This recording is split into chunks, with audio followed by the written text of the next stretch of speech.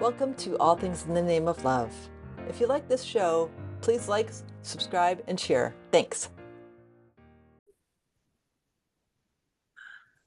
Welcome to another episode of All Things in the Name of Love. And today I have with me soul sister, among other, just known her 5 years or something like that. And we've been swirling around and never had the opportunity to actually connect in person. Well, still haven't connected in person, but like live. But I invited her to the show because of her frequency. And among other things, she's a holistic wellness practitioner, a grief support worker, and a transformational light worker and healer. And those are we were trying to come up with things to describe what she is, but she's an avatar who's a multidimensional being who, among other things, does these things. And so I just want to welcome you, Richele, so much. And I'm so grateful that you're with me. Thank you so much. One day we will see each other in the flesh. It's going to Definitely. happen. And yeah, so good to be here. So happy just to see your face Same. here on the webinar. And yeah, it feels good. Jack of all trades. I know as we were discussing prior, what do I even call myself? Mhm. I don't know. I don't Right. know. So thank you for beautifully putting that together and sharing. Yeah, you're welcome. So as I said, we've been in each other's swirls for about 5 years, and we were reflecting before I pressed record on how much we have changed in that short but long period of time, because it feels like many lifetimes have transpired between then and now. And so what I want to start with, because, for people don't know you, tell me a little bit about your spiritual journey. Um, mm, I just need to say how grateful I am that we did get to talk prior, because one of the biggest, the most impactful moments that I feel was the beginning of ultimate transformation. Um, it started with grief, Mm. loss. And so I really, really dove into the spiritual journey when I lost someone very close to me. And I mean, now I'm also a certified medium, right? But my spiritual journey started when I experienced loss. And it was this initial impact of questioning, Mhm. what am I doing here? What am I doing here? Why? And so when somebody that you see almost every day gets pulled out of your life in the physical, you start to question things. And it was in I mean, I want to say it started, say, in 2008, with just getting to really know who I am. However, it got so deep in 2019. Mm. And yep, yep. Yeah. Um, yeah. Um, are you wanting to know more juicy details? Well, I'm just going to share something with you to reflect that, because I lost my dad in 2009, Mm, and he had a staph infection and was paralyzed for 3 months after having pancreatitis, and so he could move his eyes, and that was it for 3 months. He was in intensive care, and I'm living in Washington. He's in Connecticut, so I'm flying back and forth from the country, and I was fortunately able to the last weekend he was alive, my mom went, "Oh, he's going to get out to hmm things have shifted to get on the next plane in the space mm, of 48 hours." So I fly, and it's a thing to get from Washington State to Connecticut because there's I had to get JFK and JFK to it's a whole thing. It's a whole thing. So I I'm fly, trying to, I'm picturing like the map of like the states, and I'm like, okay, so yeah, Washington's below kind of. flying across the country, 6 hour trip, Ooh. and then JFK without traffic is 3 hours away from my parents. Mm, Fortunately, there's a shuttle now. There wasn't when I first started doing this back in 2006, but there is a shuttle, and they dropped me off. My mom's like, "Okay, we're going to the hospital now," and I'm like, just I just traveled across the country. I don't know." So, um, we get there, and they have him in hospice, mm, and so I they're like, "Don't touch him." mm-hmm. I'm like, that's not gonna happen. This man Yeah, needs, they're like, "You're gonna get a staph infection." I'm like, "No, I'm not. I know that for a fact because I could feel that I wasn't going to. He needed touching. So I'm just like doing this to him and like caressing his face just to like let him feel human touch because like I was compelled to do that. And then one of my aunts calls, and because I didn't pick up the phone, yeah, I'm like focused on him and mom and holding space for that. yeah. But she gets mad at me, so she calls me in the hospice room and yells at me. I'm like, "I don't Oh, have time for like that." for the touch, for the physical touch. No, because I didn't tell her what was going on. Oh, okay, So okay, she's not here. She's on the phone. She's in another part of Connecticut, and I'm just like being present with my dad and my mom. yeah, She calls me up, and I leave her a message saying, "I don't have the capacity to talk to you right now. Dad's dying, and I need to be present with mom and him. I'm sorry I can't do more, but I just can't." yeah. So she calls, she yells at me for a while, and then she wants to talk to him. Well, he had a bad relationship with her. And so I hold the phone up for her to talk to him. And then I pick up after about 20 minutes. I'm like, "Are you done?" She's like, "I was still talking to you." I'm like, "Okay, we're done. I gotta go. Bye." And I hang up. And then Mm, we leave because like mom is exhausted. And she's like, "We'll just come back tomorrow." Well, we get in the car, which was a whole deal to get to the car because we had to park. It's like 20 minutes to get to the car. We pull out. I get a half a mile away and I hear my phone ring and I say, "Mom, that's dad. He just transitioned."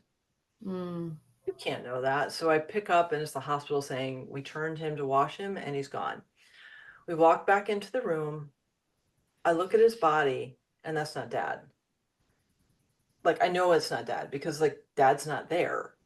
Like there's a yeah, shell of a being that looks like a wax figure, yeah. vaguely looks like him, but not really. So I say Mm-hmm. to my mom, "Where's dad?" Because I don't see him. She's like, that's your, I'm like, "That's not dad. Because his soul isn't in there." Mm, And I did this like 3 or 4 times, and then I'm just convinced that he's not there. And then I feel, and I'm like, "That was dad. yeah, I don't know yeah, anything." And yeah, so I went on this really deep quest of like learning to meditate and doing a lot of inner healing, and then getting into energy healing and receiving body talk for a while and other modalities of like Akashic records and stuff like that, just to like clear out the old energies. yeah, I wouldn't have gotten to that space of that humility that comes through grief without him showing me that. yeah. And it's like it's in those moments that maybe sometimes feel like in our bodies undescribable. However, it's like this shift and this internal transformation and almost like a an epiphany of something, Mm. the nothing. And ooh, I just got like a flashlight. So, I'm like, someone's here with us, but so beautiful. And like, thank you for sharing that delicate story. Um, Um, because like in those moments, that is what changes us. Mhm. And you can see yourself as like seeing the, I don't know, I guess I learned this term and I like to use it because in the depth of it, sometimes humor helps. Mhm. Ease, bring us ease and alleviate some of the uncomfortable sensations. But when we see this meat suit and we're Mhm. like in the grief of it, the peace and witnessing what is happening in front of us, um, we're so deep in grief where it's almost like a euphoria of some sort. And Mm. so, am I making sense? Yeah. Yeah, because it's such a deep level that it doesn't have explanation to it. And when you feel it, the power of it, it's just such a complex release. Yes. Yes. And it's that piece of there's something more, Mhm. and I'm in that right now in the depth of like realization of oh, like okay, how I've taken this all in. This is the transformation, and how do I integrate the wisdom of the experience Yeah. moving forward? Because grief in the depths is like so incredibly transformative. And we get to decide whether or not it's for the better or for the worse. And I actually don't even like saying that because what is good and what is bad. Like in say the paradigm or the dimensions, I don't even want to say lower or higher, but like in a say lower frequency in a very very dense energy, we would consider something like that, the good or bad, as say shitty experience, like okay this is shitty, we're labeling it already, whereas like it, in the human vulnerable experience, it just is, we Right. just are. Do we even need to label something good or bad, or am I just in like this uncomfortable sensation of the body experience? Mhm. Mhm. You know what I mean? Oh And yeah. not even like labeling it, but grief does something to you, and I believe, speaking for myself, that it can be very transformative and detour you into a path of like enlightenment, Oh yeah. and just yeah, loss does something, and that was the beginning of like a deeper spiritual journey for myself. Hmm. Whew, there was a lot there. No, that's beautiful because I get it. Like I'm tuning into is like the things that came through with me, aside from that massive release of emotions that I hadn't been able to feel before. The lessons that I learned from my dad about how he lived his life and how I wanted to show up differently. Yeah. Because he was a very, very sensitive man, and he grew up in a time when men weren't supposed to be sensitive. Mm, And so he repressed himself to try to fit into societal norms that weren't him. yeah. Because, And so what was that like for you in witnessing that and just like knowing what you know, and like and what you observed, acknowledging that era, and then seeing him transition? Because like some, so it was like, so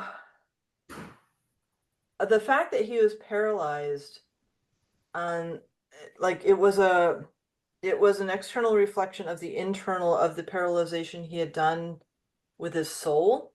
yeah, yeah, And when he left, that expansion was like, I can finally express myself. yeah. And Mm, so it was this really beautiful, mm, I don't want to wait until I'm at a point where I'm in the point of transition. I mean, not that I mind transition, because I am an eternal being. I happen to like this meat suit. Um, but like I know it's temporal.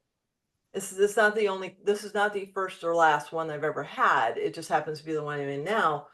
But Mm, I've been gifted this one to experience and to grow from and to remember my divinity through. yeah. And his gift to me in that expansion of his soul was to remind me how expansive I am in this body. Yeah. I think like a big piece is like self-forgiveness. Mm, yeah. Like coming in like Oh, yeah. fireworks are going off. It's like, Mhm. wow, when we experience life in that way with like this beautiful heightened awareness and consciousness. Um, a big focus is like self-forgiveness and like reflecting on past versions and then witnessing people in um I'm trying to think of like you explained it so well, but like, you know, all of this grief of the era of not being able to fully feel and having to avoid and numb and suppress, repress all the things. And then all of a sudden the transition happens and you in the physical, you see the soul leave the body and in your energy senses freedom, freedom from anything in the physical life that never served anyone. However, all while understanding that that was a part of their soul contract and incarnation, right? Yeah, And like both is beautiful. right. So, The things that mm, I miss are like, I remember one time I was driving in Washington between Redmond and Seattle, and there's a bridge where you can see the Cascade Mountains and the Olympic Peninsula. mm, And on a clear day, there's snow peaks. It's just divine. And mm. he'd never came out west, and I was just, driving, and I'm like, gosh, Dad, I was just a stunning day, and I'm like, I really wish you could see this. You wish that for him. He came into my field for like 30 seconds because Mm. his, time doesn't matter in other dimensions. No. And he looked around and he's like, wow, this is amazing. And looked both, he said, I'm so glad you called me in. And then he left. And I was like, no, you can't do this when I'm driving 65 miles an hour. But, it's because like I know he's connected still. And like I think it's the physical thing we miss. And more importantly, it's the relationship we wish we had in the physical that we missed. Mm. I need to say something. Yeah. Um, we we were briefly talking about like a book, and I just like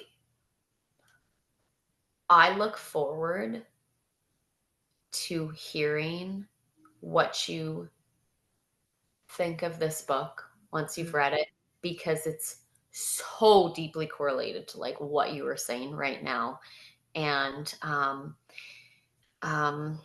how do I say this with having like say everybody understand, but like in those moments where you can connect with um the higher dimension because you have so fully opened yourself up to that and you allowed for that, and then we seep down a little bit and it like it subsides and you're like no, because you get to sense how good it is with a little bit of like decreased density, Right. right? And Right. oh man, what a beautiful moment. Mm. Hmm. Oh god, that's good. Yeah. That's so good. Like it's like a sensation of like enlightenment, right? And it just runs through your body and like it gets to be this good, Mm-hmm. right? Hmm. Yeah. And one thing I feel called to share is So much of our conditioning is to view transitioning as like passing of the physical.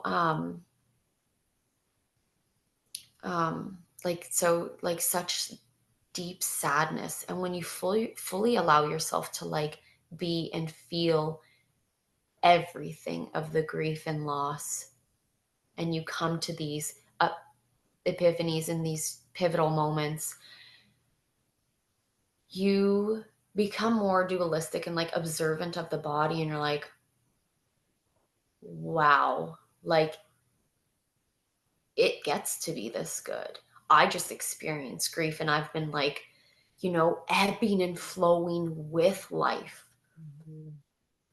And even in what society would say is the sadness, I look at it like the uncomfortable sensations of the body. When you sit in them and you don't try and run from them, and you become the observer of like what's happening for us, oh my God. Like, it's so good. It's so good, Yeah, right? Yeah, I needed to share that. I love that because like when I feel, it's really beautiful. This morning I had an experience with Kuan Yin, and she's one of my guides, Mm, and she activated something in my heart, and I felt a different frequency of love than I felt before. mm. And it opened me up to feel more sensations in my body. Yeah, I was gonna say go into detail. Go into Yeah, detail. it was really because I was up for like it's just like 3 o'clock in the morning. So I'm like, okay, I'm just feeling. Time. I That is know liver time. It's liver time. Chinese hmm meridians. I know that. So I'm going from liver to large intestine. So I know it's a lot of transformational energy going on. And I'm just feeling into it, and then I'm feeling more sensations in my body, and just being asked to be present with it. So, I'm learning the meridians, so I'm just like touching the different meridian points that I know are going to assist my body, and just being present to it, and so grateful to be able to experience that. Yeah. Because it's not just like, yes, I mean that heart expansion was it was pretty epic. Like Kuan Yin, because like, oh. She's throwing Right. lilac smells in my area, and I'm like, oh my gosh, I'm smelling lilacs while I'm trying to sleep. It was amazing. So I'm getting all of that, which is incredible. But then it's just opening me up to like, is there any more grief? Is there anything else I get to release right now? Mm, And the message I got was you still have some grippings in your body mm, of old energies. like That, from this life? um, possibly. Okay. Well, I mean, go on. Sorry. I mean, it feels like it could be older than this life. It could be like multiple lives. That's actually what I'm sensing. And it was like, you can finally relax. Just relax. Relax into it. Relax into the space where you have done so much inner work Yeah. that you can relax now. I was like, I don't know what that means yet. But it Uh-huh. sounds really amazing. So I'm just like being present with myself and allowing myself to feel what it's like to get to a space where it's like, and it's not like I have to do anything, and we never have to do anything. No. And I know I have gifted myself a lot of deep inner work, Yeah. and it's I don't want it's not a reward. It's not that energy, but it's like this oasis of calm that I'm being invited to experience. I love it when you're in the body and you're just being the observer, and you're not trying to change anything about what's happening, Yeah, right? yeah, And yeah, something popped in, and I'm like, should I share this? Should I sure. really share this? Because it can like, ooh, get a little spicy. Um, However, I think it's necessary, and um, there's a little bit of hesitancy, but I'm gonna share it. Um, and because it is so deeply a part of like my spiritual journey, Mm, and I think it is in fact necessary.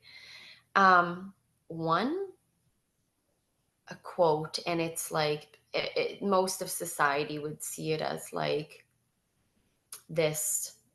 Um, I don't know how to say it, like a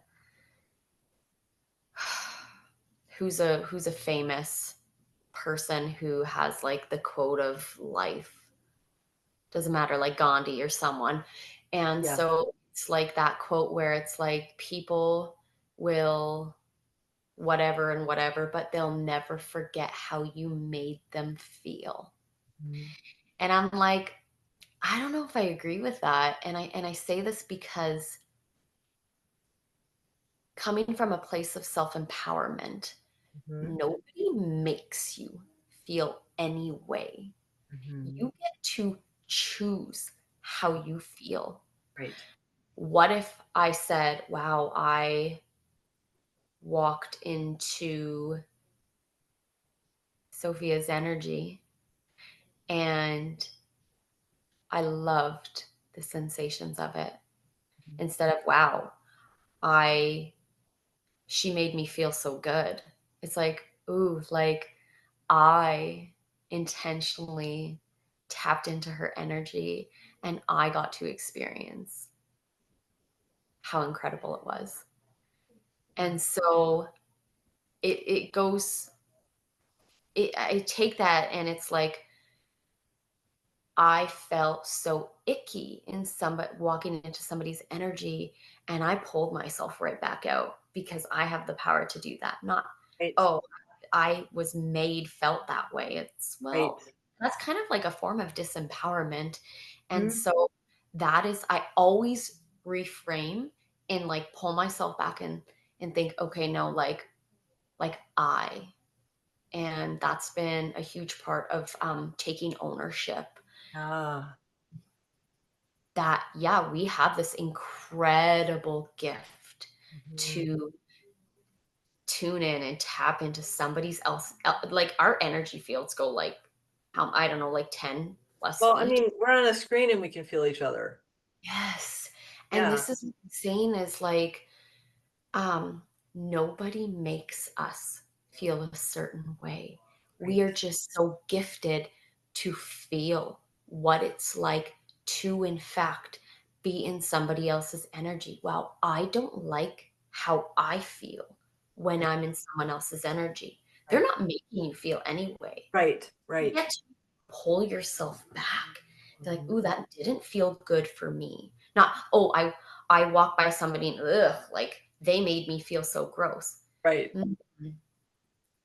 How I love that. enjoy doing life like that. Enjoy Mhm. it. Like, no thanks. I'm not, I don't know.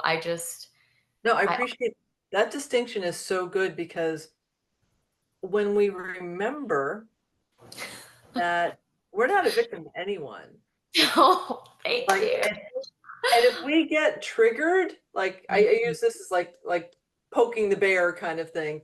Well, if somebody pokes my bear and I go, ah, well, that's my stuff I because the love person poking me had no idea that I had that poke. and what if we were like, ooh, thank you. Mhm.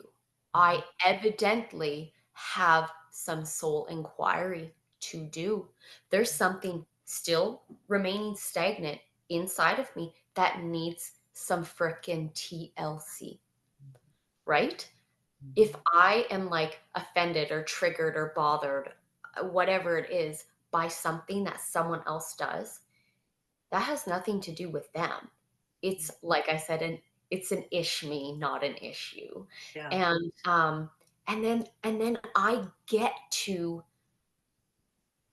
sit with myself Mhm. and listen to the story she needs to share, Yeah. right? and it's good. And I'm just like, ooh, is there more? Ooh, there's more. Because like I'm pretty hard to offend. And No, if I so- can't. if I'm bothered by something, I'm like, thank you. Yep. What is it? Because she's got a story to share, and she will speak loudly. And I owe it to myself in this lifetime to not only acknowledge my worth and empower myself, but sit with her and hear what she has to say so that we can fully embody all the sensations, process them, have them come to completion, and integrate the wisdom of it. Yeah. Right? Yeah. Like, so good. I know. I know. I actually had somebody recently show me an aspect of myself that I couldn't see. Mm. And Do you want to share? I'm like writing, well, it was funny because I'm writing it down and I'm like going deeper and we're going deeper. And I finally found the thing that was the issue. I'm like, thank you so much. And she's like, what? I said, you helped me see something I couldn't see. And she's Yep. like, I don't usually get that response. I'm like, well, I'm different because So I want to help. in a denser dimension, we would look at that as, oh, well, I don't like them. Right. I'm not going to hang around them. I don't want to be around them. She doesn't know me well enough for me not to like her. You know what I'm I mean? just saying, though. Right. But like, but having that awareness is, Yeah. nobody's ever going to hurt. Like, this is a very radical concept. No one can hurt you. What they can do is shine lights on aspects of you that you can't see. And Yep. I know this is going to hurt, but our souls came in with contracts to heal. Yep. Every person did. And some of the less salient aspects of human existence are also lessons for us to heal from. And that isn't pleasant to hear. No, it's uncomfortable.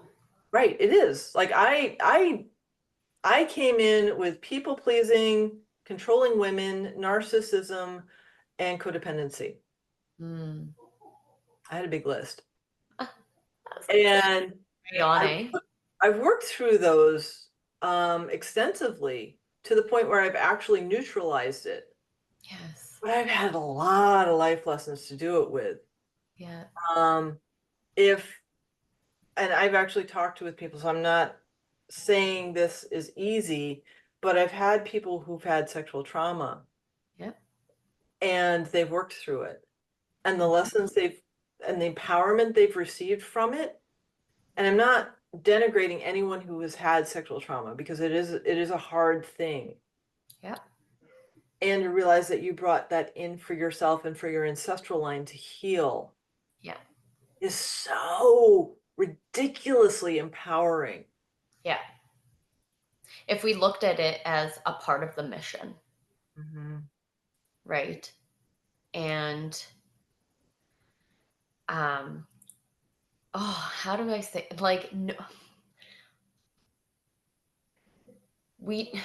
I'm trying to find the right words of like our souls chose to be here in this time without saying like oh, I chose to be like sexually abused. Do you know what I mean? Oh yeah, Like, yeah, yeah.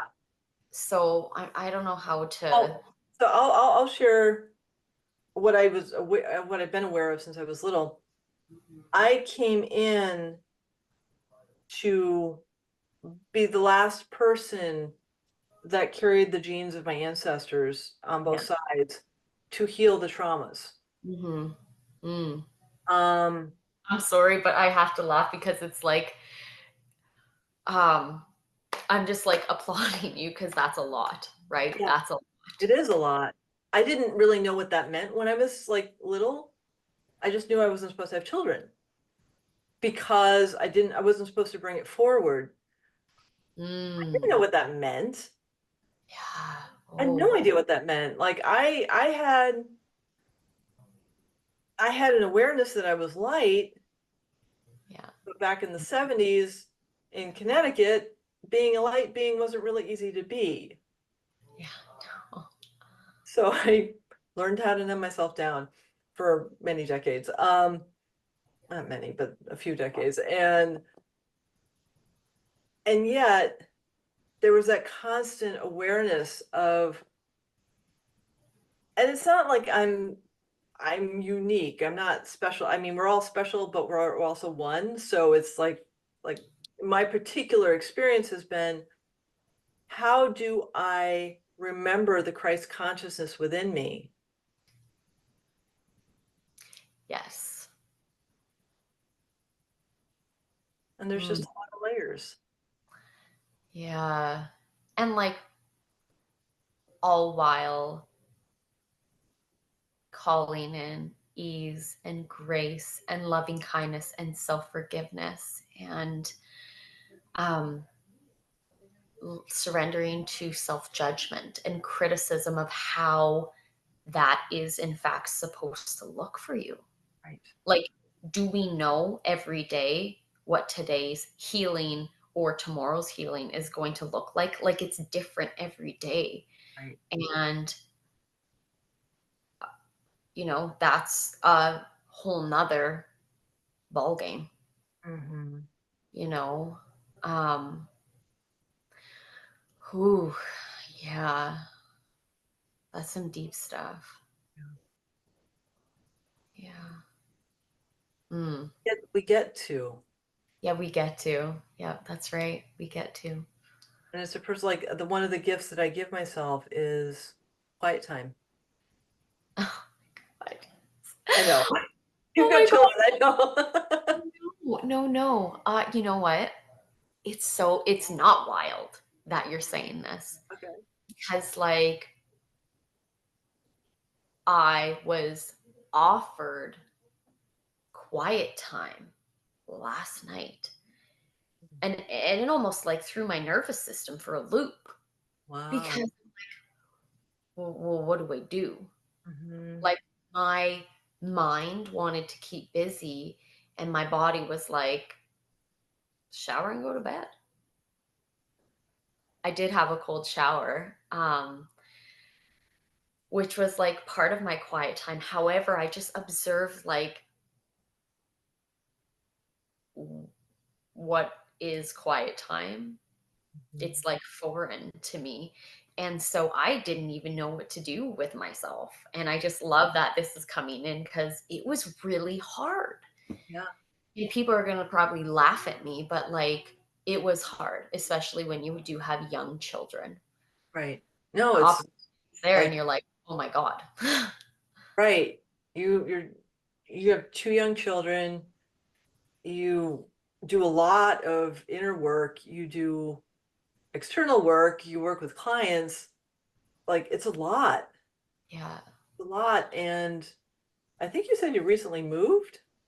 Yeah.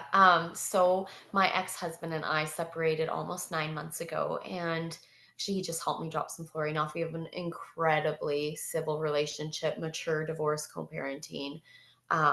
We choose this for ourselves Mhm. and for our children.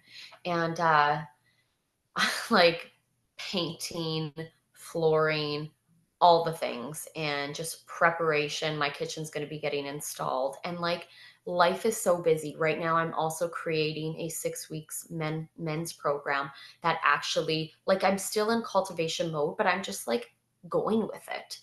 We're starting on Tuesday. And so there's that. And now school's out.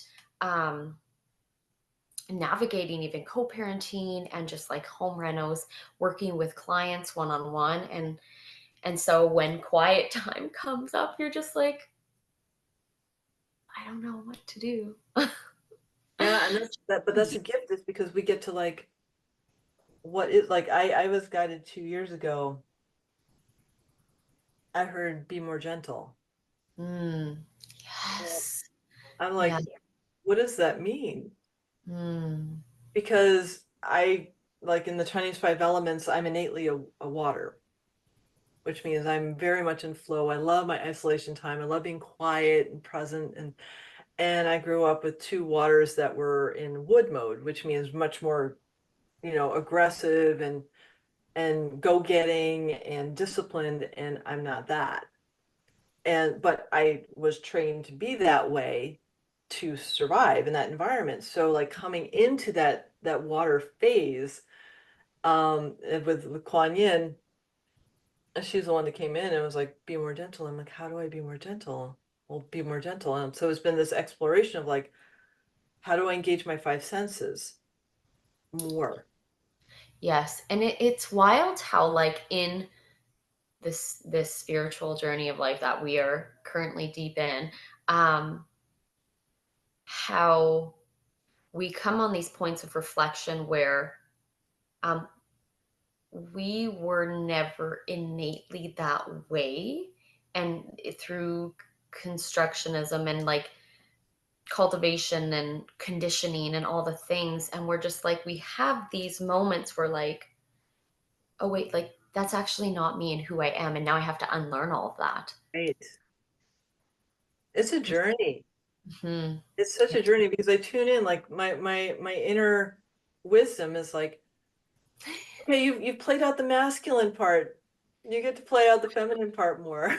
God, I love that. Like I love that balance, and finding um what feels so good in just the being. Yeah. Yeah. Mm.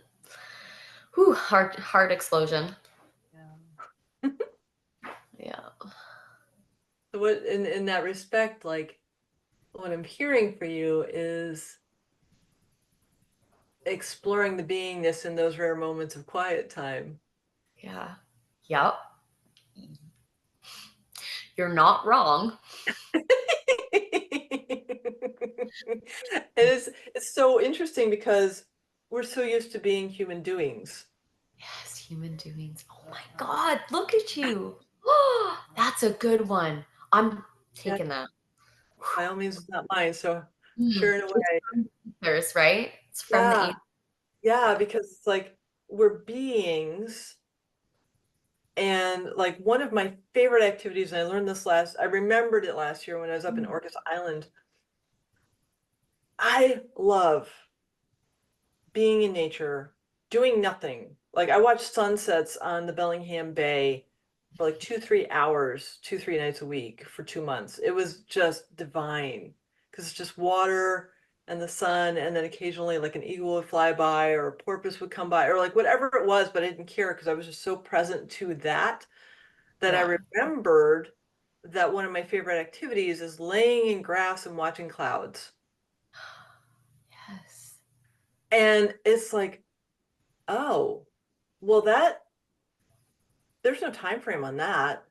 Mm. It's just when the fluffy cloud, and I actually saw fluffy clouds for the first time since I was a little kid last week. With no chemtrails, just fluffy clouds. I was like, oh, it's the fluffy clouds of my childhood.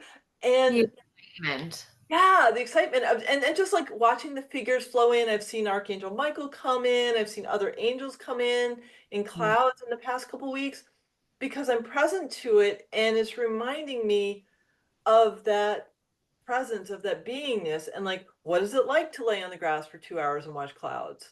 Pretty Yeah. freaking amazing. Yeah.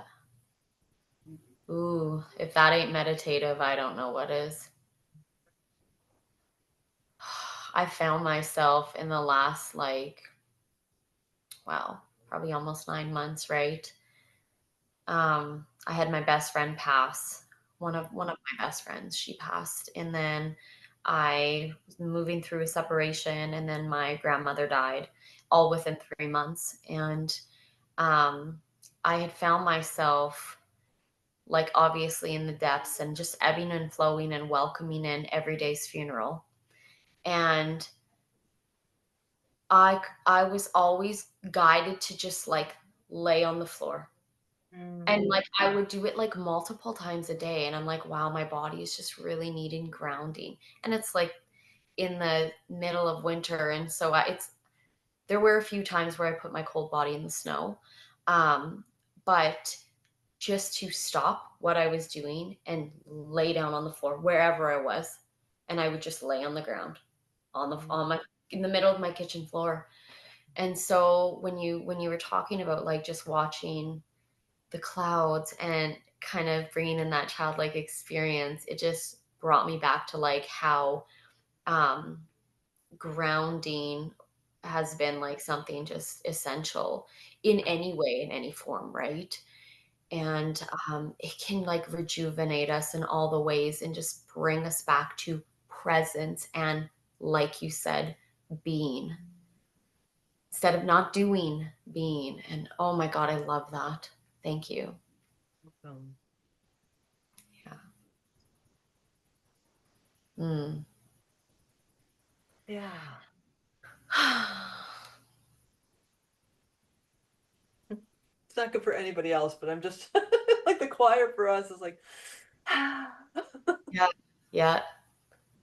It's like when you just like lay back and just like sink, you know, and yeah. take it all in. And yeah, it's good. Yeah, it's necessary. Mhm. Yeah. So I'm feeling guided right now before we just sit in silence and love each other to pieces, which I'm happy to do What's after I happening? press after I stop the recording, so we can just enjoy it. Um, I want to ask two questions. The first is, how do you help your clients? Mm. I help my clients by calling in no judgment, no expectation, surrendering to self criticism. And I ask them to be present with the sensations of the body.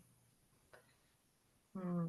And I always ask them, what if we what if we didn't try and get rid of some of the experiences that we're having right now?